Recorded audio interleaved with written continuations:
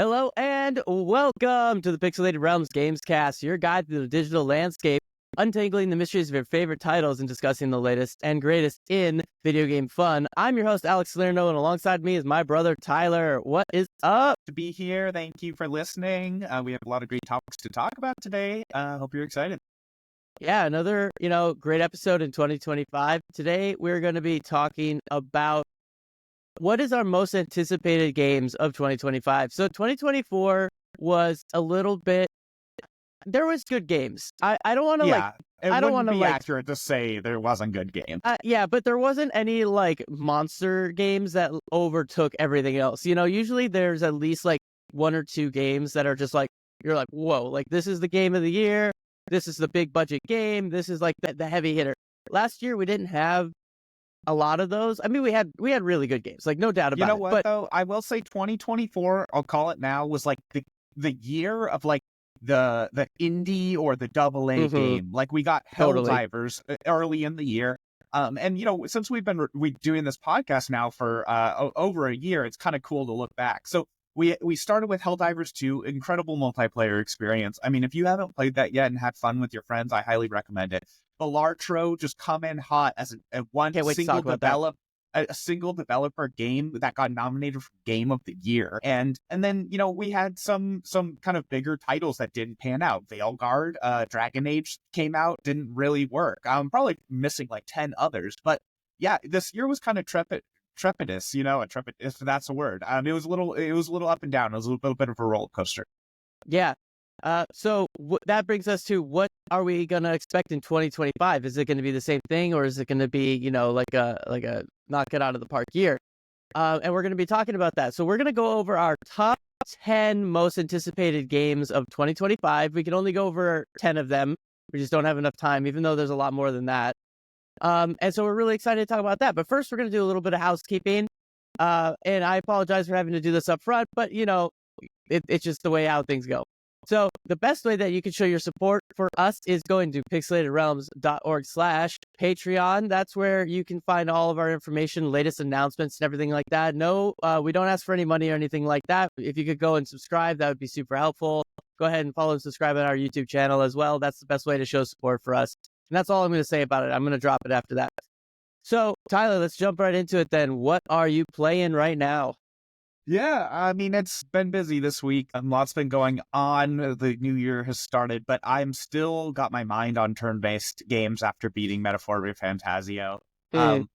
So I have been playing Persona 5, and honestly, it's great because I was just playing before we started recording, and I'm following a guide that just kind of tells me the optimal pathing, which if you played the game, it's great to play it once through without that, but once you've played it, you're like, I just want to know what the optimal path is. So I'm following that path, and I'm it's very specific, right? It's you have to do this, and if you do talk to this person, your relationship status will go up. Well, I'm 5 hours in, and I just go talk to a guy, and it's my relationship status didn't go up, and I'm like, what did I do wrong? And I'm going back, trying to figure out what one little thing I did wrong that has affected my entire playthrough. So I'm just livid already, and I'm probably gonna have to give up. But it's just a really fun game, and I'm still addicted to Atlas's system. And I just gotta say, first, I've said this probably 10 times on our podcast. Persona 5 has the best vibes ever. It is literally just the chillest game to play. The music and just what you're doing and running around Tokyo and Shibuya and stuff is just so cool. So yeah, that's really what I've been up to. How about yourself? So I have been playing Astrobot, which is super fun. I've been playing Astrobot. So okay, wait, hold on. Let me back up. Actually, I finished Silent Hill 2. So I talked about this, and sorry, I'm having video issues right now. But okay, so no. The answer is no. Unbelievable. So I beat Silent Hill 2, and I talked about this last episode, and I'm just going to do a little bit of a follow-up. So I did beat it, and I still plan on actually doing a full review video and going point by point by point. But my synopsis of it is that is not good. So, basically, the whole game is you just walking around empty streets, there's 3 types of enemies. The twist is not very twisty, and the story is vague and very few. There's very few story beats, if really any. And it's amazing to me. It's shallow and pedantic. It's shallow. It's extremely shallow, and it relies so heavily on what is it? Let me write in my notes. Hold on. I remember what I said. It was superficial scares. It's so it's so surface level that there's nothing deep there actually connecting you to the world or to the character. And it's amazing to me that people online are like, "Oh my god, greatest story ever, greatest story ever." And I'm like, "What fucking story?" And like, I know what all the secret endings are. I know what the quote unquote story is, but it's like one of those things where people had to like dig it out of the game and kind of, it was hidden. Make some assumptions and things like that, or like read the books or something or whatever the heck, But like, it's like, okay, I don't count that. Like, you have to judge something based off of the content that you're given. It's like in Kingdom the game, Hearts, right? It's like, well, it makes sense if you played 75 games the phone game and read the books, and you're like, no, this game should make sense within itself. At a minimum, exactly. Right? It's okay to have mystery and additional context, but you shouldn't be telling a tale it's you know what it reminds me of? It's like when the Mandalorian story beat, the key Mandalorian story beat happened in the Boba Fett TV show. Oh, you're like, right. Why did you choose to do this? Why not just call it the Mandalorian season 3? But and just have it Boba Fett. But anyways, I'm gonna do a full video on it, so I'm not gonna dive too much more into it. But yeah, still no better. And yeah, I'm disappointed. I'm sad because I love those types of games. Moving on. Next thing is I've been playing Astrobot. I have been playing it with Emily. So we've been like kind of we'll sit next to each other and we'll switch the controller back and forth. Really loving it. I mean, here's the thing. And Emily asked me this question when we were playing, and she goes, "This one game of the year?" And she was like confused, and she was like, "Why did this win game of the year?" She's like, "I don't get it." And I was like, "Tell me one thing that is bad about this game." And she couldn't do it. And I was like, that's what it is. And it's like, I get it because it's a platformer and it's kind of like family oriented. And it's kind of like, it's not like digging, it's not like The Last of Us where it's like this deep storyline or anything like that. It's like really fun. But I'm like, but on the flip side, it's like, there's nothing, it's like a pixel perfect game. Yeah, I was about to say when I play, and like I said, I haven't played the full game. I've only played what do they call it? Like the playroom, the worlds or whatever. Yeah, the free version essentially. And the playroom. Right? Yeah. So even in that though, I'm starting to see. I had to go back. Right, I was skeptical at first too, but like as you said, it is maybe like one of the crispest, cleanest games I've played in a long time, and you really only see that kind of cleanness and crispness in like a Nintendo, Mario Odyssey, like Mario Sunshine kind of thing. So I think it really was, as they said in their acceptance speech, like a love letter to the platformer. Yeah. And I think it was one, recognizing the 30th anniversary of PlayStation, and also just saying like, this is like a celebration of like, this new platformer is the new Mario for PlayStation. It was kind of this like multiplicative celebration, and there was nothing wrong. The game was great. So yeah, I think it's well earned now that we're looking back at it. But yeah, I can understand like because I had it too, the trepidation up front. Yeah. And I mean, the thing too is that like, if this was a Mario game and it won Game of the Year, nobody would have batted an eye. You know what I mean? Like if this was, Mario Odyssey 2, and they were like, oh, it won Game of the Year, people would be like, yeah, of course. Why wouldn't it? But because it's a PlayStation game, which isn't typically known for these type of family fun, like platformer games, everybody is like, whoa, whoa, whoa, whoa. And so, I think we just got to give it a bit of a chance. And I'm glad that it won Game of the Year. And yeah, maybe 2024 lined up just right so a game like this could win Game of the Year. Sure. And, that's just how it happens. But I think it's well deserved. Take away. Yeah, it doesn't take away. And you know what? I think that's a great point, Alex. If Nintendo made Astrobots and won Game of the Year, no one would be saying anything, right? It's because Sony made Astrobots, and they're like, well, Sony doesn't win Game of the Year for these kind of games. So if anything, yeah, And like I said, again, I kind of got trapped into this too. But no, the quality is there, and you should play it if you can. Yeah. It's made by Team Asobi, and I don't know if... Yeah. They're based in Japan, correct? Yeah, they are. I'm just looking. Okay, what I wanted to see is are they actually part of Sony Studios? But they are. Okay. They are. Yep. They are. Okay. Yeah, I didn't know if they were. I think they weren't, and then they got bought, I think, before this game. And that's why the Sony guy gave their speech at the awards. Right, that makes sense. Yeah. Yeah. But great game, highly recommend. And then, okay, my last thing that I've been playing is I bought Bellatro. Oh, wonderful, having fun. And loving it. So roguelikes are, and roguelites are probably like my favorite genre of video game. Hades, I have hundreds of hours in Hades. You wouldn't say shooters are your favorite genre? I would say shooters are probably like a number 2. I think I play more roguelikes because, if you include like Dark Souls in that kind of genre, lightly, it is like I've almost platinumed all of the Dark Souls games. So like I would say that's actually probably my number 1 is like roguelike-ish games. I guess I Souls wasn't games. considering those, yeah, but you're right. I guess like Souls-like and roguelike are slightly different, but they're not. So I don't know. Who created the roguelike? You know what I mean? I don't know. So well, the name comes from a game called Rogue, which was like an Atari Rogue game. Fortress? Oh, really? No, just called Rogue. I know Rogue Fortress. No, a really, really old game. And so every game, and it's like that idea.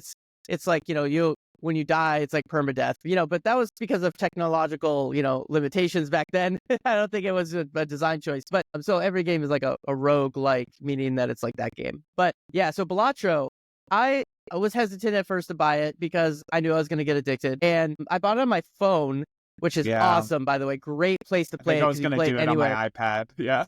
Yeah, totally awesome place to play it. And surprisingly simple concept, but so powerful. It's literally, you're just making poker hands, and each poker hand gives you like a set of points, and you're trying to beat the blind. So the blind is set at like $400, and so you're or points or whatever, and you're like, okay, a full house is worth whatever the value of the card is. So like ace is like I think 11. I think all face cards are like 11 points, and then 10, 9, whatever the number is. And so you get the value of the card plus whatever the type, like full house is worth, like let's say like 40 points, and then you get a multiplier that multiplies all those points, and so you're trying to like get a really high score. It's also a deck builder, right? There's also like some deck building. A little bit, yeah. You can increase your deck size. So you start with a typical like 52 card deck, and then you could buy packs that add into your deck as you're playing to give you like more face cards, or maybe you're trying to get like all like pairs. So you're trying to get like a bunch of duplicate cards and stuff. So yeah, you can kind of do that. But like, take all that away. Take away the jokers. Take away all that like special cards and stuff like that. Just the simple premise of just playing poker with yourself is so addicting. And it's awesome in trying to like get these better and better hands. And it's just such like a brilliantly simple concept that, they just added all these fun, or the one person that did it, added all these like fun things. Like you said, you can, add new cards, you can make your cards stronger, you can give them multiple effects, you can have these joker cards that change the way that your cards play and things.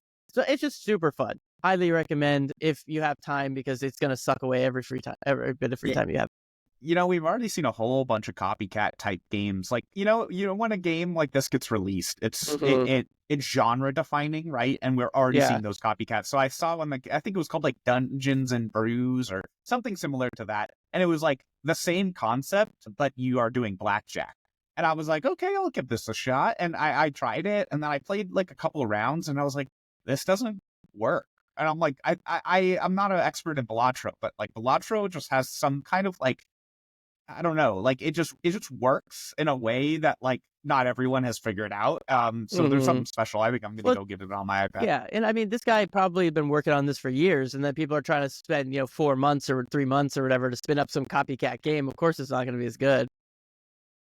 Before we move on to questions, I did want to say one more thing I've been playing, and technically, this is a video game because I'm playing it on my phone, iPad, and a computer. Chess. It is chess. How did you guess? Because I invited you the other day. So, as anyone who listens to this podcast knows, turn-based strategy games are my favorite genre of games. If we're talking about favorite genres, turn-based strategies are my favorite, and I would say MMOs are a close follow-up. But turn-based strategy is my favorite. And chess is kind of, at least in Western culture, one of the oldest turn-based strategy games out there. So I've always been curious. I've always enjoyed it myself. If you follow YouTube and the trends, I'm sure you've seen a couple of the popular YouTubers like Gotham Chess or Magnus Carlsen, the grandmaster chess player who streams a lot. Who's known for being a total dick. I don't know if he's actually super. I had to put that in there just because that's all I see about him. Oh. No, I don't think he's actually he's a dick. I think he would appear that way from an American point of view, but like I forget where he's from. I think it's you don't think him always showing up late to his matches it's a power play? Oh, I mean, that's a whole different combo. But either way, so I've been trying to learn chess a little bit, and it's really funny for how much I love turn-based strategy games, for how much I compliment myself. I'm like, oh, I'm pretty good at these. I suck at chess. I suck at chess so bad. And it is just the hardest game ever. And I'm watching all these videos and I'm trying to learn the London system, the Caro-Kann defense, the Kali system, the gambits, the Queen's gambit. There's all these moves, there's patterns, and you can memorize them all. But it is just a really hard game and really frustrating. Honestly, I'm sitting here playing I'll play 4 games a night. And I'm just like, you know what? Literally, I'll be like, I'm ahead. Move one piece wrong, and I'm like, I lose. I just self-sabotage myself. So I'll, if I ever feel like I'm not embarrassing myself, maybe I'll stream sometime. But I've been having a lot of fun with chess, and I've been trying to learn. So hit me up if you want to play me and destroy me. That's fun. I do want to, I want to play. It's like one of those classic games where you're like, I should at least have some basic competency in how to play chess. So I'm down to play. It's insanely hard. I heard somewhere that key concepts that nobody ever told me that I looked up recently that center control. Yeah, but also developing your pieces, there's all the I won't go into it, but go on. Yeah, I mean, I heard somewhere that it's there are more possible configurations of a chessboard than there are atoms in the universe. Wow, I didn't know that. You hear about that? Yeah, just because it's like if you take the the mathematics of it or whatever, the number is just massive. So I always found that very interesting. Anyways, let's move on. Oh, yeah. Let's do it. I was just going to say, in video game relations, I'm going to say chess.com is top tier, and they have this amazing analytics system. So if you are interested, it's free. Chess.com. Okay. I know we're trying not to tangent, but I can't help it. Have you heard of the what is it? The chess with multi-dimensional drift or something? No. It's this absolutely, let me make sure I get this right. It's a chess. Sounds silly. 4D chess with multiversal time travel. Okay. Oh, okay. Sorry. 5D chess with multiversal time travel. And so what it is it's this insane, so you make a move and it does it a year later? No, I can't. It's just, okay. You have to, I literally can't explain it because it's so wacky. You basically just Google that name and look at the screenshot of the image, and it's you're basically playing 1,000 chess matches at a time. It's so weird. I haven't played it, but I've seen videos of it. It's just absolutely fucking wild. All right, while you're doing that, all right. Now let's hear from you. It's time for Ask Pixelated Realms, where we answer your questions and read your comments. If you'd like to join the conversation, head over to pixelatedrealms.org/ask. You can leave us a comment, a question, anything, a topic you want us to talk about. And let's dive right in. So, oh yeah, you're looking at it?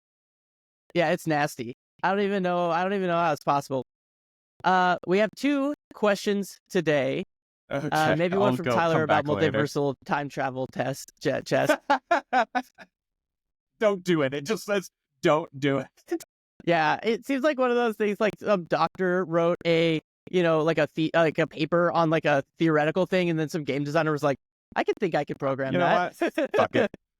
All right, we have 2 questions today from the one, the only, the legendary Ralph Riders. Go check him out on Twitch at Ralph Riders. He streams all the time. He's also a a Ghost of Tsushima legend. Literally, legend. He was the #1 player in the world. Okay, so his question is actually about Ghost, which is why I brought it up. So, Ghost of Tsushima anime. has been announced. And he says predictions on the story, Legends story or Jin Sakai story. Well, the thing is, I already know because they posted, a part of the announcement was that it's going to be a story about Legends. It's not going to be about Jin Sakai. So it's going to be about the Legends, which I think gives them... It's much smarter. Yeah, and to me what that means is I wonder, the real question for me then is it going to be an anthology where each episode is different, like a different character? It could be. Or is it going to be like a big story? So I think it could go either way, like maybe like a small group of main characters that it goes around, or is it going to be an anthology, like I said, where each one is a legend within that universe? What do you think? I think that's a great idea, and I think it's very likely. Honestly, I mean, I once again, sorry viewers, I haven't beaten Ghost of Tsushima, but I assume Jin's story is probably pretty complete by the end of it. So if they have a good thing going, I don't think they should try to add on to his story. Just talk about other instances in this, in this scene, in this universe. Excuse me. So I'm really excited. I would love an anthology. I've been enjoying, they've done anthology series for like Star Wars and some other Marvel, right? Love, Death, and Robots, one of my favorite shows. Love, Death, and Robots. Secret Level just came out, which I'll be perfectly honest, maybe we'll talk about that later, but it was pretty 5 out of 10, but it was still cool. So yeah, I would be pretty happy with either. Idea. I'm just really happy we're getting high quality video game animes and live actions for the most part. Yeah, that's a good point. I mean, I feel like video games recently, I mean, they've always had movies, they've always had things and stuff like that, but I feel like recently the Hollywood has started taking it very seriously, or maybe streaming services, I don't know, whatever it's going to be, and really trying to expand video game stories outside of video games, which I love. I love to consume content around things that I like. So it's like, good content. That's the little caveat. And the thing is I think Ghost has a really, really, really, really strong story, like, framework. And so I'm really excited to see it. I think it really lends itself to an anime style. I mean, samurais with magic powers. Like, this is going to be so cool. And like you said, okay, with Jin Sakai, like, this isn't a spoiler, but if you haven't played the game, go ahead and skip maybe 30 seconds. Jin does not die. So, but his story does end up complete. So they've announced, like, they're like, hey, he's like, it at the end, like, he, like, I assume he takes a position. There's nothing in the game that where it's like, oh, somebody dies, something like this. That's like a permanent thing, like I'm saying. But the story does feel done. And then they've even come out and said, like, hey, his story is done. We don't want to just leave it. It was beginning to end. We completed it. That's what it was. So we're gonna move on to something else. So I don't think they're going to ever even have him. I don't think they're gonna do anything with him anymore, because they're like, hey, that's his definitive story. We're not gonna expand upon it. We just did it so well the first time. It's done.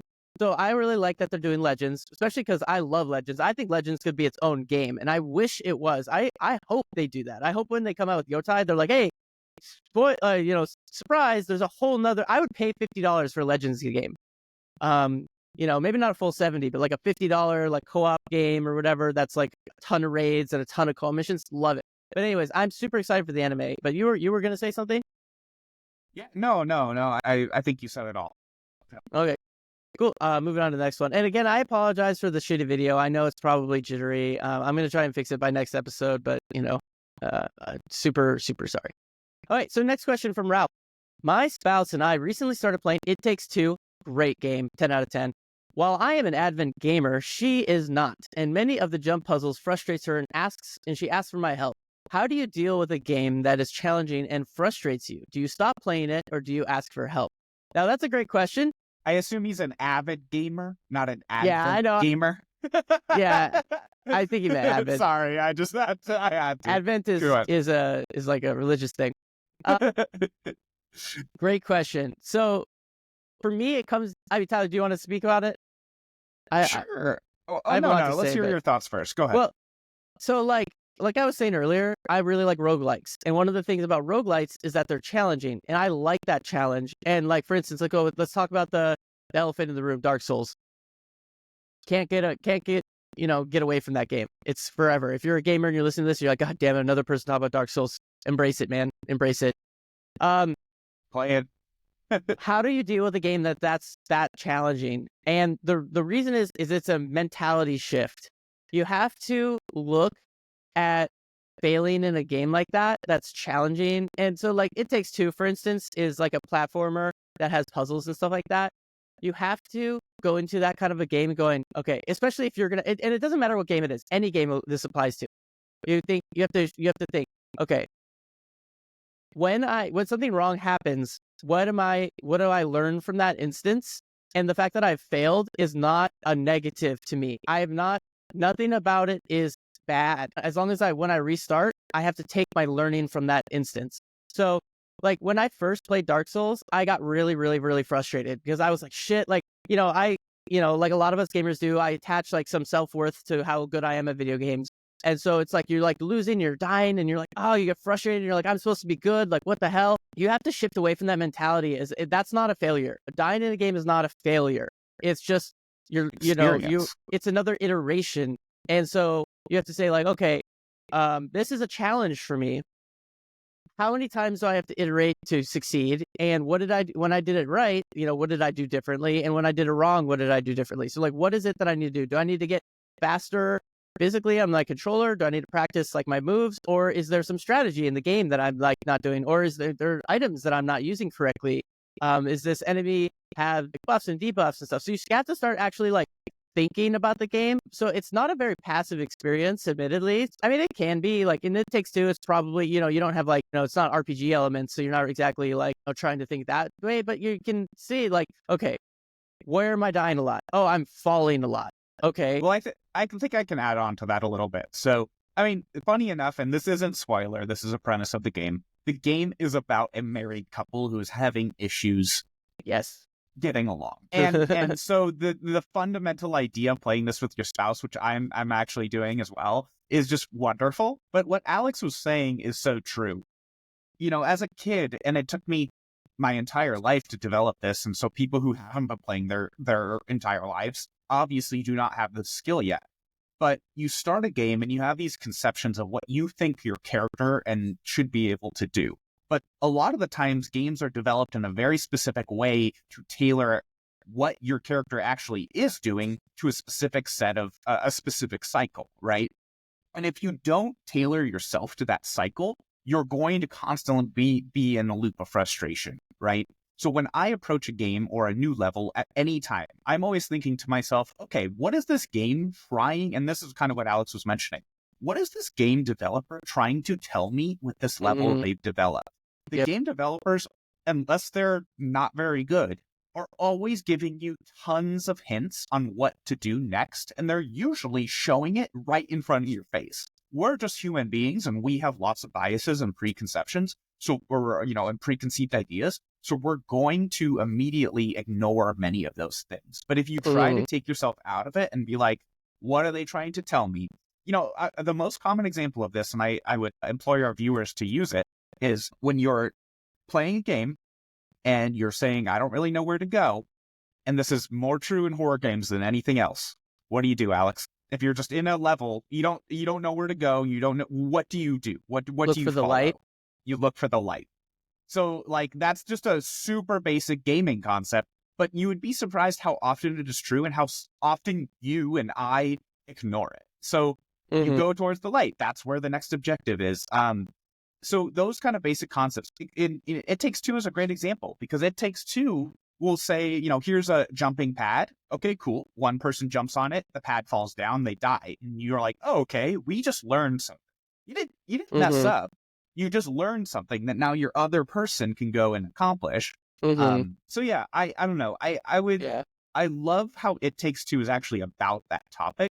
It's so good. So keep playing it, and I think you and her will keep discovering that, Yeah. And two more things on this one. So the concept you're talking about is called Conveyance, and it's a great point to bring up, and that's kind of like your quote unquote game sense, right? But in reality, it's the reading the hints that the developers are giving you, like you were saying, exactly what you were saying. And so it's like, once you kind of start to change that mind shift of I'm looking for the hints that are given to me, the conveyance, they're conveying information, then you can start to see, like, for instance, like if I'm playing a game I will run through a level, and Emily sitting next to me will be like, she's also a gamer, but just not, she doesn't play as much as I do. She'll play like, different kinds of games. So, but I'll run through a level, and she's like, how did you know how to do all the puzzles? Like, this is the first time you've ever played this like map, right? And I'm like, yeah, but like, I know what to look for. Like, I know, okay, this little ledge was highlighted, or I saw that from this angle, I could see a secret room over here. And then when you're at that area, you can't see it, but I knew it was there from before, stuff like that. Well, a great example of that is when you say the game introduces a skill to you, and then you need to use that skill to either progress or kill the next enemy type, right? You can stun, yes. And then you go up against an enemy and you need to stun him. And so it's like learning those hints are really key to a lot of games.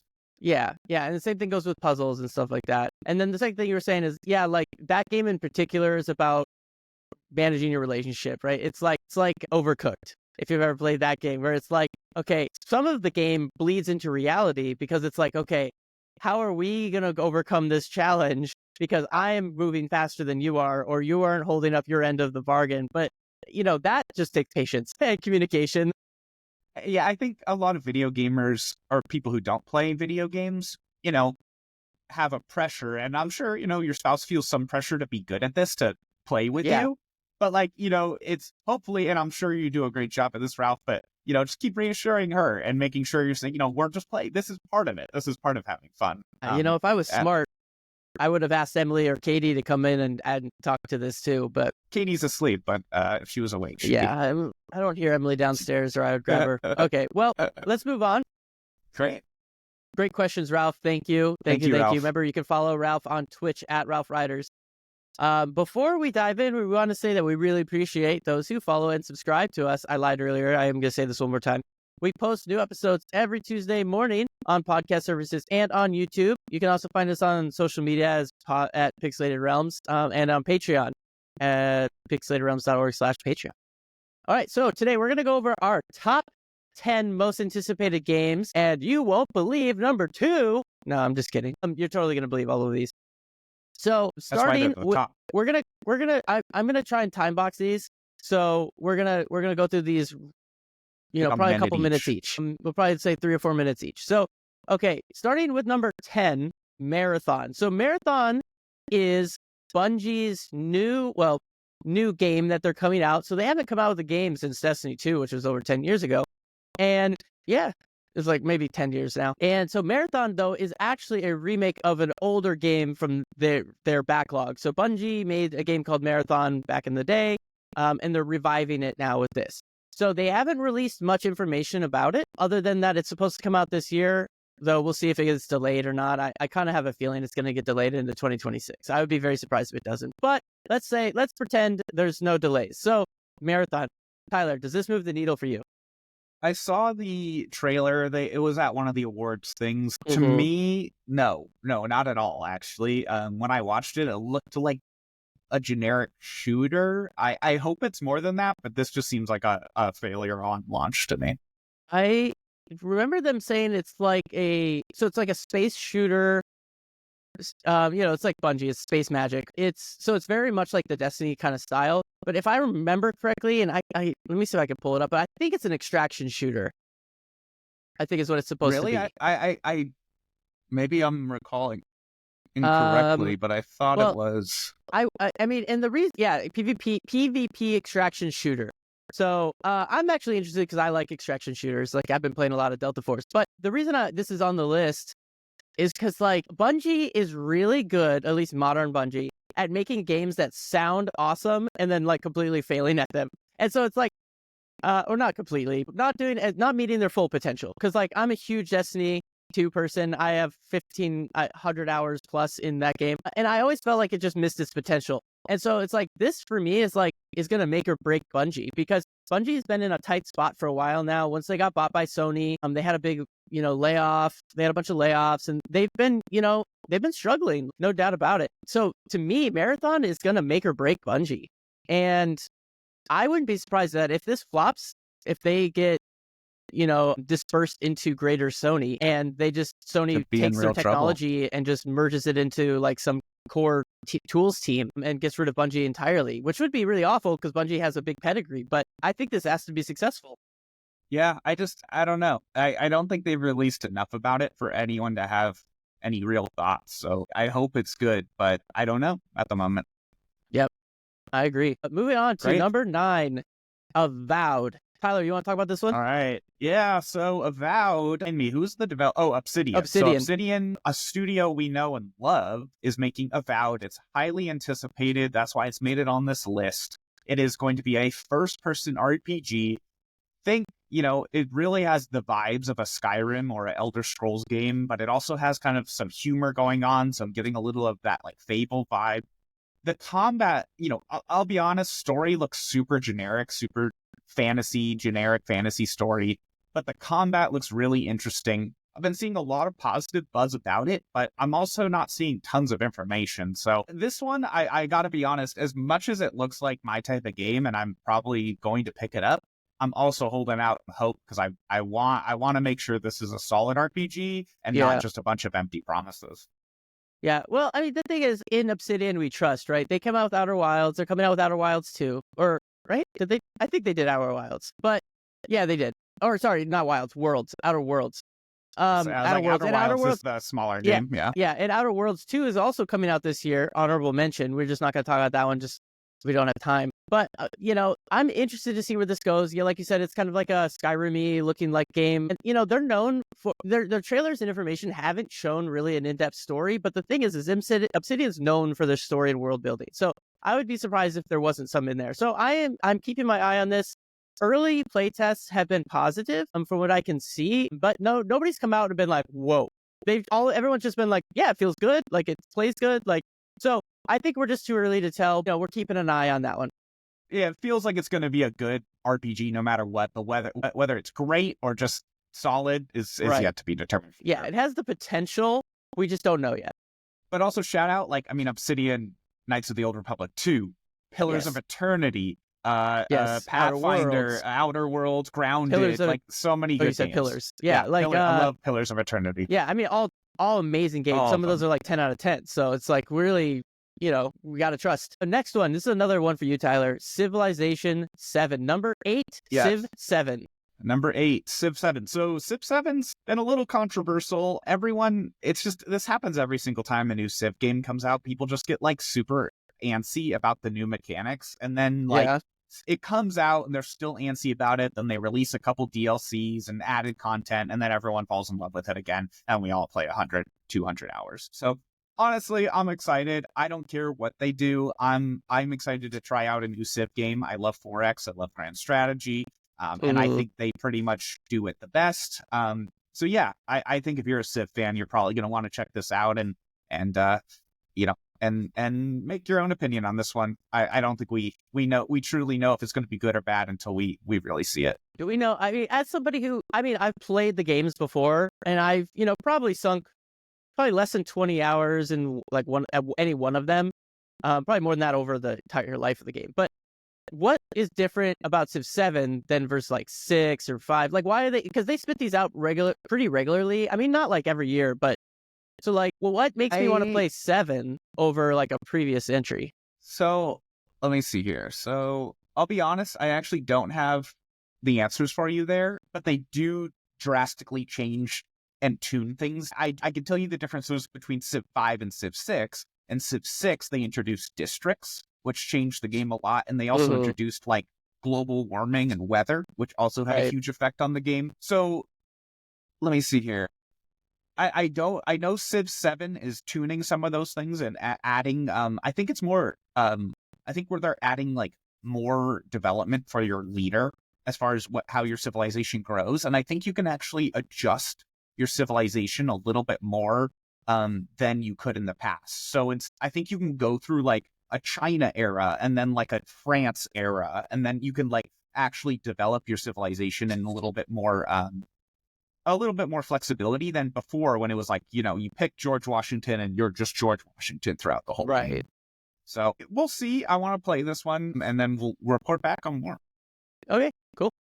All right, number 7, Fable. So this is the new Fable. I believe it's a soft reboot of the series for this is one of Xbox's flagship titles.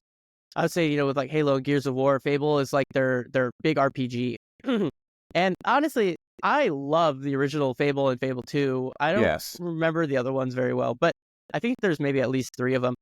I'm excited for this, especially because it's going to be on Game Pass, so I don't really have to like do anything different to get it. So I'm going to kind of get this one for, quote unquote free, subscription free.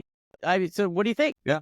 As the RPG Fable, guy. Probably a lot of people haven't played Fable. Fable was like a really early RPG. It was the earliest RPG where I remember really amazing good and bad pathways. Now, Yeah. at least when I was a kid, like that, like there was games where you could be good and bad. There was Baldur's Gate, there's tons of things like that. But in this game, like as you got good, you like became an angel, and as you got bad, you became a devil. And You like literally had horns. literally. Yeah. And like just the way it was humorous, but you had tons of choices, and it was very like unhindered. Like you could be a bowman or a sword master or a defense guy or magic.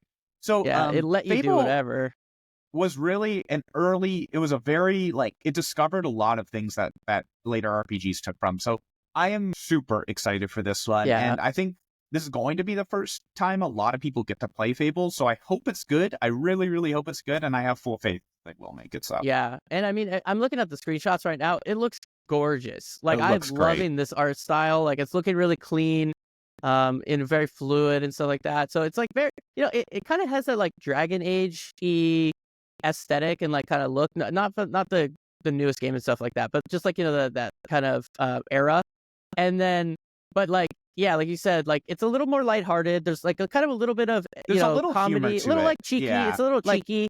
What was that? You could have a title and people would call you like Chicken Head. You'd like walk around, or what was it? Yeah. Chicken Butt or something like that. Yeah. And they'd make fun of you, be like, "Oh, they make it's fun the guy." of you. Yeah, like if you did a mission and let's say there's choices in the mission and one of them was like silly and one wasn't, they'd be like, "Oh, it's the guy that kicked the chicken," or whatever. Right. I mean, that's obviously not the it was real really thing, but early something like that. adoption of that. Yeah. Yeah, great game, very fun, and it was all about choosing good or evil, and that neither one mattered in the end.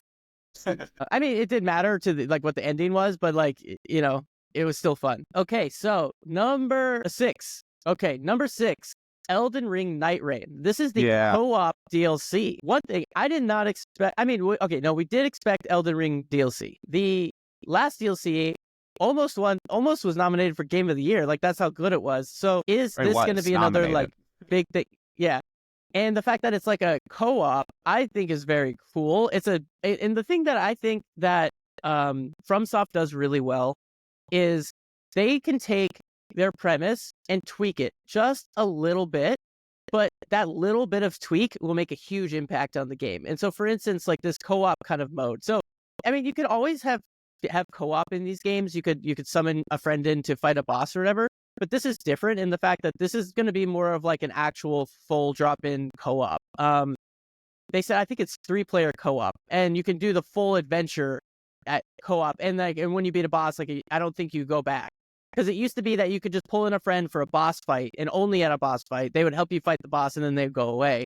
I think this is like an actual, like from beginning to end, you could play co-op with up to 3 people, which I think is going to change the game a lot, because, having more than one person means that the enemies are easier to fight because, you can distract them. But I think what's going to happen is From Software knows that. So I think they're going to crank up the enemies to like 11, which I'm really excited for. Yeah, I wonder what the mechanic is, because I heard it wasn't just like a true co-op, but I don't know. Well, I don't know if it's like full drop in, drop out. I don't think it's that, but they did say it's a new co-op mode that's expanding on the like what exists now. So I don't have full details on that, but never ever bet against FromSoft. So yeah, fair enough. I mean, I'm excited, and Elden Ring is one of the greatest games ever made. So super excited for that.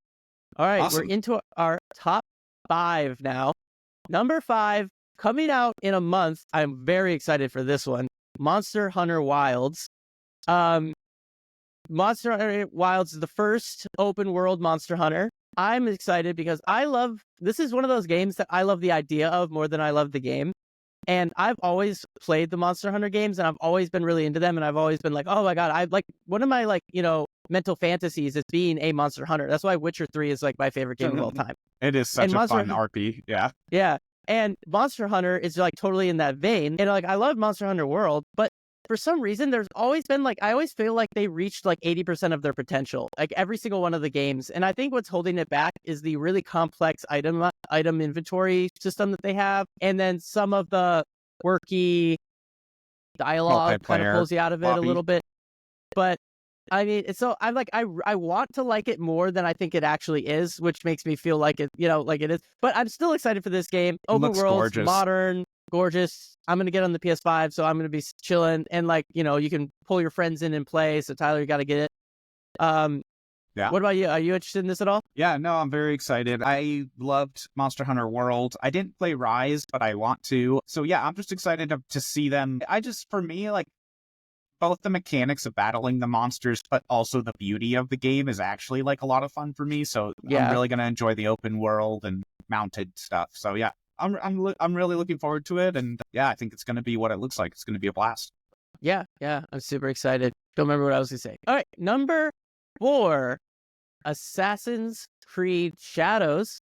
So, this one comes out, I think, in a couple months as well, like February timeframe. If it doesn't I think it got pushed back again, so maybe March. It did get pushed back. Yep, it recently got pushed back.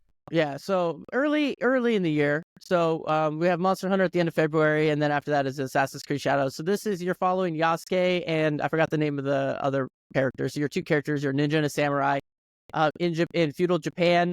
Very cool. I mean, it's an Assassin's Creed game. So we know what to expect. I think the story in this one's going to be pretty cool. And the newer Assassin's Creed since Odyssey, I just think have been really strong. So I don't see any reason why this wouldn't be. Put in over 100 hours on Odyssey. I love these games as chill period piece games. Yeah. I know for a fact I love Japan. I love Japanese history, as many people do. So I'm just going to have a blast the entire time switching off between these characters, exploring every nook and cranny. I hope it pulls me in like it did, like Odyssey did, and some of the other ones do. But I will say some of the Assassin's Creed games, and I know there are different development teams, and maybe this is the cause, but sometimes the Assassin's Creed games don't click with me. So I'm praying and begging that this one does. Yeah, I think that has to do with, like you were saying, like it's a period piece, which I think is a great way to put it. And it's like they spend a lot of time world building in that era and like having you explore the kind of common things of that time period and buildings and architecture and things like that. And so you have to like just kind of go into it knowing that. And so you have to have an interest in that era. Otherwise, you're not going to be as pulled in. So like for me, like I have over 150 hours in Valhalla, which a lot of people like, but a lot of people also didn't like. Yeah. And like, I loved that game. I loved it. I thought it was great. I platinumed it and all the DLC. Like, I like 100% of that game as much as you could because I just had so much fun. I'm also a big Viking fan, though. Like, I love that Scandinavian mythology. I love like the Odin, Thor, and all that kind of stuff. So like, it really clicked for me. And I also thought the Eivor, the main character, was really cool. So it's like, if you're into Japanese culture and like, the samurais and stuff like that, I think this is really going to click for you. Yeah. It was kind of the same for me with like Origins. I think Egyptian culture is super cool, but it's just not like a particular point of interest. So I just had a hard time like motivating myself to continue because, in Odyssey, you're like exploring the Greek Isles. So I just can't wait to explore Japan. I'm really looking forward to it. Yeah. Very excited. Can't wait to see. It'll be here before we know it. All right. Top 3. Number 3 is Borderlands 4. So excited. I'm very excited. I'm a huge Borderlands fan. Have you played the I know you played them, but yeah. Are you a big fan or I'm a big fan, although 3, I really enjoyed 1 and 2 and I stopped feeling its uniqueness after 3. So I'm really hoping 4 brings us some unique things. I agree that they needed to kind of tonally shift to their humor a little bit. So I just kind of like, I want to see them innovate, but I love the IP. I enjoyed it when it was here. So yeah, I have a lot of hopes for this, but we also don't have a ton of information yet. Yeah, I'm hoping that they take so like, I agree with you. So 1 was very novel at the time. It was very interesting. Like the game itself, I would say like the mechanics and stuff it needed a more balancing and stuff, but the game itself, it was like the first of its kind. So it was very cool. Then Borderlands 2 came out. Master. It was a beautiful game. That game is amazing. I mean, Handsome Jack, like that whole storyline, everything about that game was great. Borderlands 3 came out, did miss the mark a little bit, but I think it had a lot of positives. And Wasn't it didn't bad. have this. Yeah. No, it didn't have the stickiness of 2, where like you wanted to keep coming back. But it had a lot of features that benefited multiplayer play, like that I think in customizing your character and stuff like that. I think all those things were good, positive directions. So like having it more of a multiplayer co-op based thing, kind of like the old days of LAN parties where you had your team and everybody had different level character and stuff. I hope they bring that back for 4. They did say that they're going to tone back some of the jokes a little bit. They're gonna I don't want to say make it more serious, but like they're gonna try that. Making those kind of cheeky jokes is a very hard to do and keep balanced. So I think they said that they're gonna try and reel that in a little bit more. So I'm excited. It looks a little darker. It looks a little grittier. So and they're it's all in Unreal, so it's gonna look great. I'm excited to see what happens. And we only have a teaser, so we don't know anything about it. But my hopes are high. Number 2, Ghost of Yote. Okay, I mean I'm so This excited. one's all you. Ghost of Tsushima is like one of the top 3 favorite games. I would say, Witcher, and then like maybe Ghost is even number 2. I don't know. It's very close. So I'm so excited for this. New character, new storyline to fall in love with, new mechanics. I don't know. Like I'm just so excited. Like I don't have any more to say because I just want to play it. That's going to be an end of the year game for sure. That's going to be a Christmas drop, but like a fall, I would say probably like October is when we could probably expect this. Yeah. Okay. Looking forward to it. Yeah. Okay. The big dog. Number 1, Grand Theft Auto 6. So this is reportedly supposed to come out this year. That's crazy. It's supposed to be the single biggest video game release ever in the history Isn't of that the biggest video games. budgeted video game ever already? I heard somewhere it was like $2 billion or something insane. Oh Let me see. my god! GTA I mean, they went 6 so hard on budget. 5. I cannot imagine what 6 is. $2 billion On $2 one billion. game. The most expensive game ever made. But That's got to be by far. It's reported that it's supposed to make $14 billion in the first year. Let me see. GTA What? 6 reported That is reported that's profit. the GDP of like I'm sorry, hundreds of countries. I was too high, but it's still really high. 3 billion. I'm sorry. I don't know where I got 14 from. That was way too I was high. like, holy shit. But okay, I was way off. I apologize for that. 3 billion is insane, 3 billion though. That's still, I mean, it's one that's still profitable, which I don't know if like the $1 billion is a games very don't different usually number than become $1 million. profitable until like years after their release. And so this is saying they'll make their money in a year, which is insane because it has such a pedigree behind it. Like people are just like, it's like Fortnite and WoW. You know what I mean? It's even, I would say, bigger than Fortnite almost. But like 3 billion. I billion. mean, that's insane. Yeah. So this is gonna be a big game. And the real question is, everybody. I mean, we all know. Okay. So one, the map is huge, and we all know that GTA is going to be GTA. It's going to have awesomeness. The single player is going to be off the hook. But the real mystery question is, what is online going to be like? What is GTA Online? Because for 5, GTA Online was created after the game. It was kind of like an afterthought, a little, not fully, but like they were like, hey, they released GTA 5, and then I can't remember when it was, maybe like They a year supported later. it for like 10, They 15 still years. do. It's still like in the top 10 best-selling games. And so it's like I want to say like a year later they came out with GTA Online. So it was like a year after the game released. So it was kind of like a feature that they had been working on separate. This one, I almost guarantee you, they built that like online integrated deeply into this game. So it's going to be a completely different monster. So I'm very curious to see how that online is going to, like, what is it? Like, how does it work?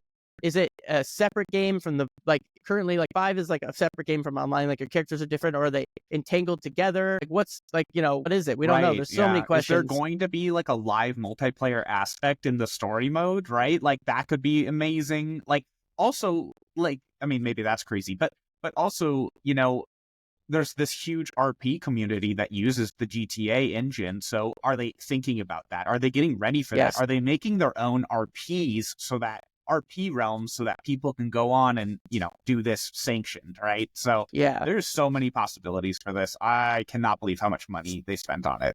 Yeah, it is absolutely insane. But I mean, I'm excited. Rockstar, I mean, it's in their name, Rockstar, right?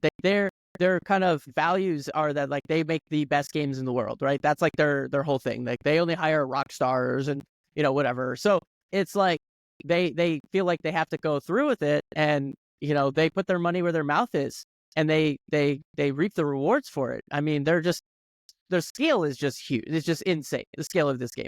So $2 billion on a single video game. I don't think there's definitely never been that much money spent on a film.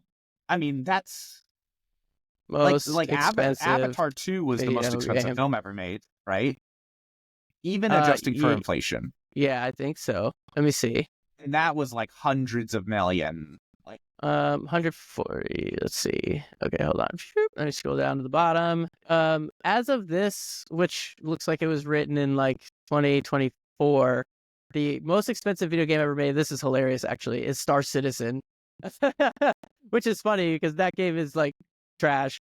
$630 million. And then the next highest is Cyberpunk at $440 million. So this is four times bigger than the next most expensive game. So like, I mean, wow. Way to put like, no pressure. Like, holy shit. The thing is, even if this game comes out as total shit, people are going to buy it in droves. So it doesn't matter. I mean, but I don't think it's going to be shit. I think it's going to be insane. It's actually such a big release that game companies are they're moving their games around where they think that this game was going to be released because they don't want to be anywhere near it because no one's going to buy anything. Yeah. Else GTA is it's going to be ravenous. People are going to be, I mean, I hope their servers are ready for day one because it's going to be crazy, but that's what we have to look forward to this year. So, if there's anything we didn't mention, please let us know in the comments. Let us know what you're looking forward to in 2025, and we will continue to report back on as we play them and they release. Yeah. And there was a few honorable mentions that we skipped out on. Outer Worlds 2, Doom.